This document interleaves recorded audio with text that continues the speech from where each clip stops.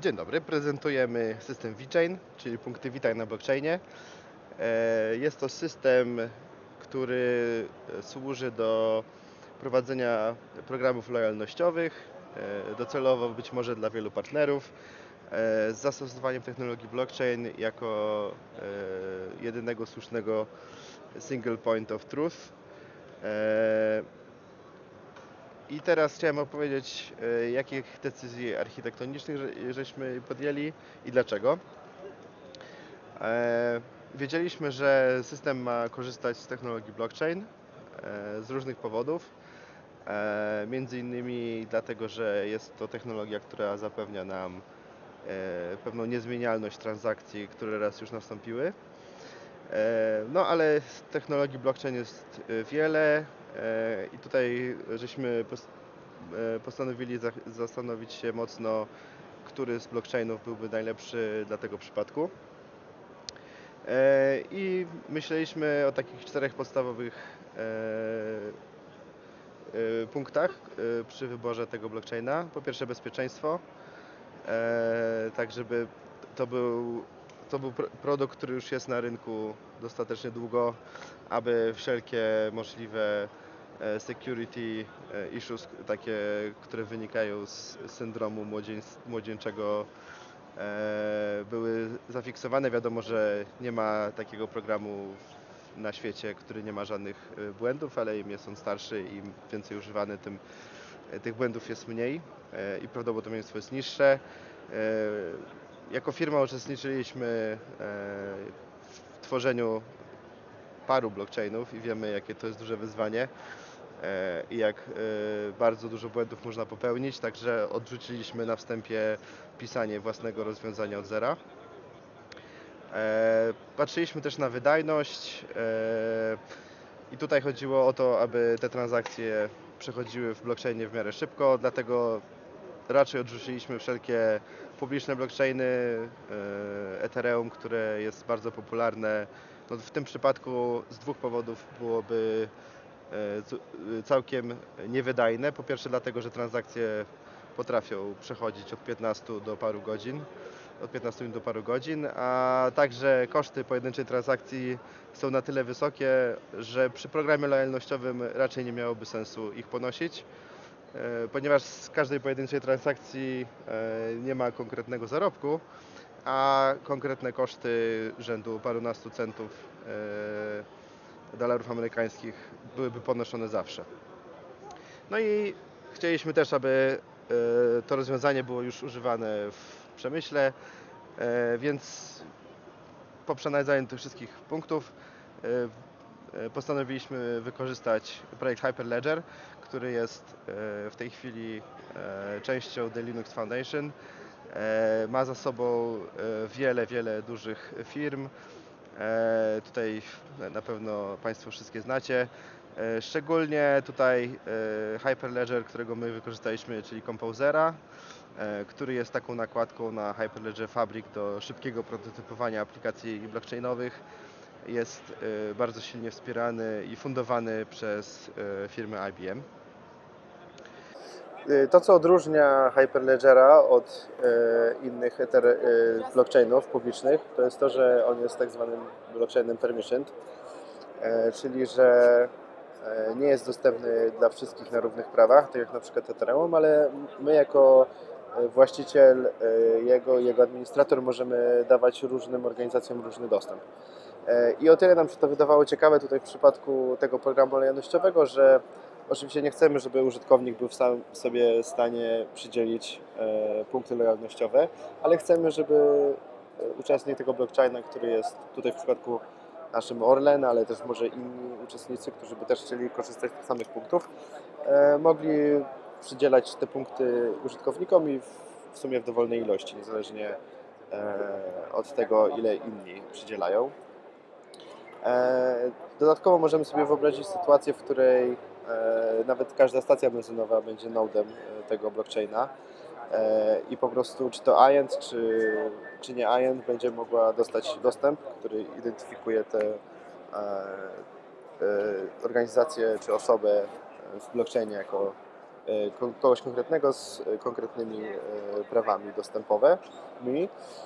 No i oczywiście, tak jak w każdym innym blockchainie, im więcej jest uczestników w sieci, tym jest większa spójność danych i większe zaufanie dla tego blockchaina. No i dzięki temu możemy stworzyć docelowo sieć, która rzeczywiście jest niezmienialna i dokładnie taka, jaką oczekują nasi użytkownicy. Także koniec końców wybraliśmy Hyperledger i w następnych filmach pokażemy, jak to jest wszystko skonfigurowane, jak razem działa i jak zachowuje się sama aplikacja.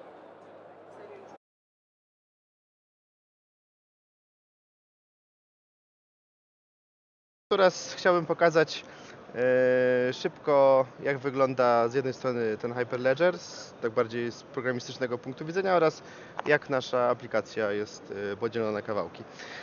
Pierwsza część to w Hyperledgerze mamy taki model zdefiniowany przy pomocy takiego ich wewnętrznego języka. Model definiuje parę rzeczy, które będziemy przechowywać w blockchainie. Są to asety, to są takie bardziej wpisy trochę jak w bazie danych. Participants to są zarówno aktorzy naszego systemu ze względu takiego domenowego, ale także dla każdego z tych partycypantów można wygenerować z Hyperledgera kartę dostępową i będzie on wtedy mógł wysyłać do blockchaina transakcje. No i są oczywiście transakcje, głównie tu jest ta jedna transakcja Modify Balance. Tak jak już wcześniej wspominaliśmy, jest to Hyperledger jest blockchainem prywatnym, a raczej permissioned, także oczywiście muszą być jakieś ACL-e zdefiniowane. Tutaj mamy zdefiniowane, kto co może robić w tym Hyperledgerze i tutaj operujemy na tych partycypantach z poprzedniego modelu. Także wiadomo, że różne rzeczy mogą być tu robione, nie będę tego dokładnie omawiał, ale to już powinno być w miarę tak przystosowane do tego, co byśmy chcieli mieć w systemie produkcyjnym. I potem, co jest ważne, mamy w JavaScriptie pisane to, co można było z publicznych blockchainach powiedzieć, że to są smart kontrakty. Tutaj są to takie procesory do transakcji, które różne rzeczy robią. Ten nasz procesor blockchainowy, hyperledgerowy będzie sprawdzał, że transakcja może zostać zapisana poprzez sprawdzenie, czy dany użytkownik, który próbuje spalić punkty, ma tych punktów dostatecznie dużo. Jeżeli tak, to zostanie wpisane do blockchaina. No i tutaj tak tylko szybciutko, jest to już tak bardzo dobrze pomyślane pod względem produkcyjnym, żeby to było utrzymywalne. Można to wszystko ładnie otestować integracyjnie i unitowo, także jakieś tam parę testów też żeśmy tak bardziej dla pokazania, jak to wygląda, tutaj zrobili. Dodatkowo nasza aplikacja składa się z dwóch części. Jedno to jest backend napisany w skali, w akka HTTP. Jest to technologia działająca bardzo dobrze na wielu wątkach, nie blokująca, przygotowana już też pod zastosowanie na wysokiej skali. Oraz do tego mamy aplikację frontendową w Angularze jako single page application. Wszystko to się dockeruje, mamy do tego napisane skrypty, także można to zdeployować na dowolnych Kubernetesach i tego typu innych kontenerach serwerowych. No i jak wygląda sama aplikacja? Tutaj mamy, w tej chwili jestem zalogowany jako administrator, więc mogę przeglądać wszystkie transakcje, mam jakieś tam proste wyszukiwanie oraz mam tutaj dwa miejsca, w których mogę mieć coś do czynienia z blockchainem. Po pierwsze to jest import plików CSV, a po drugie to jest synchronizacja, która wymusi sprawdzenie całej bazy, czy jest zgodna z tym, co blockchain przechowuje w swoim ledgerze. Jeśli tutaj dla każdego z klientów, który jest zaimportowany, automatycznie tworzyliśmy konto, które jest po prostu ID-kiem i hasłem Avicze. No i tutaj po zalogowaniu widzimy dashboard użytkownika, widzimy wszystkie jego transakcje, widzimy jaki jest saldo jego punktów. No i tutaj możemy sobie też ściągnąć jako plik CSV wszystkie transakcje razem z hashami z blockchaina. Dobra. Kolejna prezentacja. Pokażemy 3 scenariusze, co się dzieje przy różnych importach plików. Pierwszy scenariusz to będzie ten, OK. Klienta nie ma w bazie, 2 zasilenia, 1 wydanie punktów, wszystko powinno przejść bez problemu. Importujemy transakcję.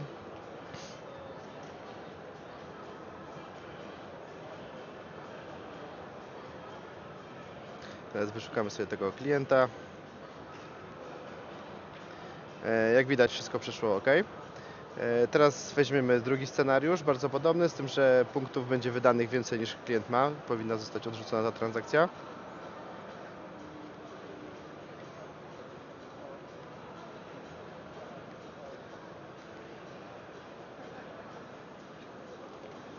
Tu widać, że już na logach mamy informację, że balans tego użytkownika jest niższy niż to, ile próbujemy wydać.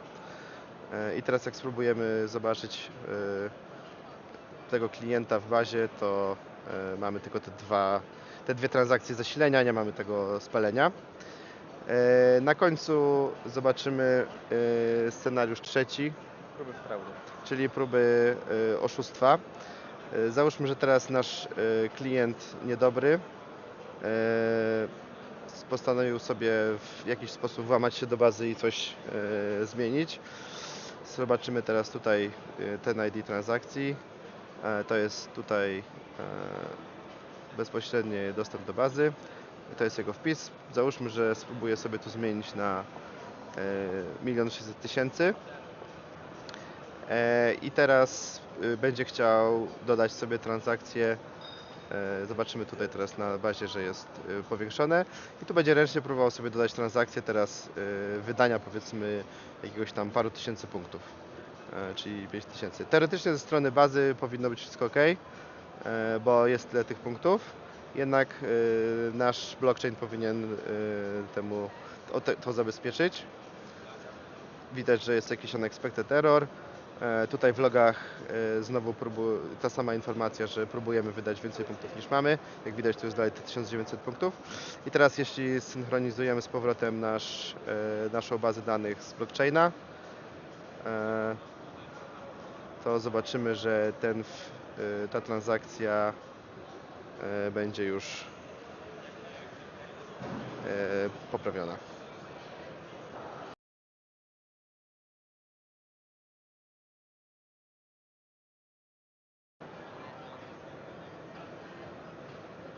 Przy okazji widzimy, że zostało dodane 20 transakcji, których nie było w blockchainie, były dodane na zewnątrz oraz ta nasza jedna została zmodyfikowana. Teraz możemy wyszukać tej konkretnej transakcji i widzimy, że znowu jest 1600, a nie 1 000 000 ponad. Także to tyle. Tym razem chcieliśmy pokazać, jak działa synchronizacja serwerów aplikacyjnych z blockchainem. W tym momencie mamy odpaloną aplikację na innym komputerze. Baza jest czysta, jest na niej tylko i wyłącznie konto administratora, co możemy pokazać tutaj. Odświeżamy, to jest baza w tej aplikacji, lista transakcji jest pusta, jest jedno konto admina, na które się zaraz zalogujemy. Logujemy się do aplikacji.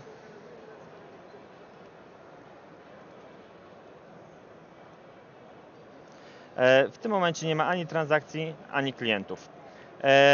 W tym momencie wykonamy synchronizację z blockchainem, który jest na innym nodzie, na którym Tomek przed chwilą pokazywał scenariusze.